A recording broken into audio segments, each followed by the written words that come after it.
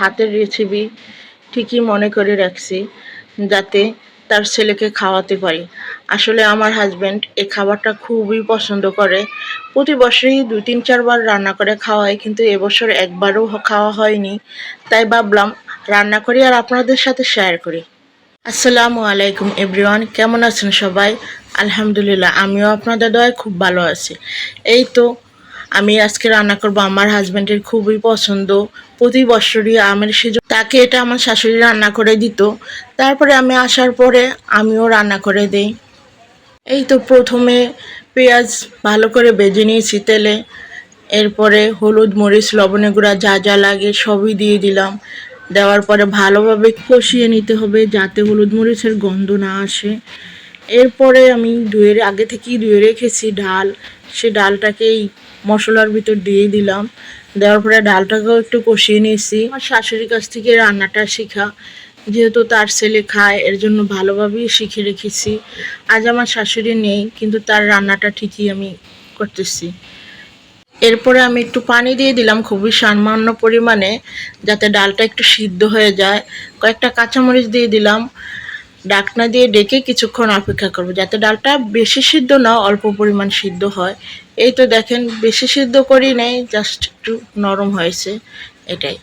আসলে আপুরা আমি কোনো রেসিপি শেয়ার করতেছি না, জাস্ট আমাদের ভালো লাগে খেতে, এর জন্যই আমি রান্না করলাম, ভাবছি শেয়ার করি। এই তো আমি দিয়ে দিলাম সেই লতি ডালের ভিতরে।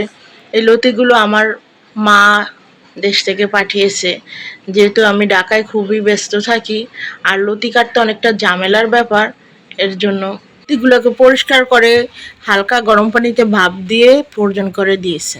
আমি একটু ঢাকনা দিয়ে রেখেছি যাতে লতি ডাল সাথে একদম ভালোভাবে মিক্স হয়ে সিদ্ধ হয়ে যায়। এরপর একটু নাড়াচাড়া করে দিলাম। আসলে মায়েরা এরকমই, আমার যাতে কষ্ট না হয় তাই এই প্রচেষ্টা। এরপর আমি একটু ভালোভাবে নেড়ে ছেড়ে দিলাম যাতে ডাল আর লতি একভাবে মিক্স হয়ে যায়।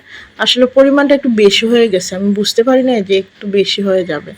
আমরা মানুষই মাত্র 2 জন খাবো, বাচ্চারা তো আর খায় না, এই জন্য। এরপর আমি দিয়ে দিলাম সেই আম। আম আর লতি ডাল মিক্স, একদম অন্যরকম স্বাদ। যারা না খেয়েছেন তারা একবার ট্রাই করে দেখবেন, অন্যরকম মজা। আমটা দেখতে হলুদ মনে হয় পাকা, কিন্তু এটা পাকা না, এটা 2 দিন গড়ে ছিল তো এর জন্য একটু লাল হয়ে গেছে, কিন্তু এটা ভীষণ টক। আমি ভালোভাবে মিশিয়ে আবার একটু ঢাকনা দিয়ে একদম চুলার জাল কমিয়ে রেখেছি যাতে ভালোভাবে লতি ডাল আম সিদ্ধ হয়ে যায়। এরপর আমি একটু ভালো দেখে নিলাম, দেখি যে না, আমটা ভালোভাবেই সিদ্ধ হয়ে গেছে, একদম নরম হয়ে গেছে।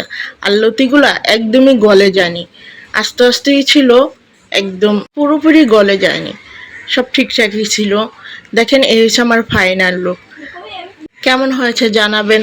আসসালামু আলাইকুম, আল্লাহ হাফেজ।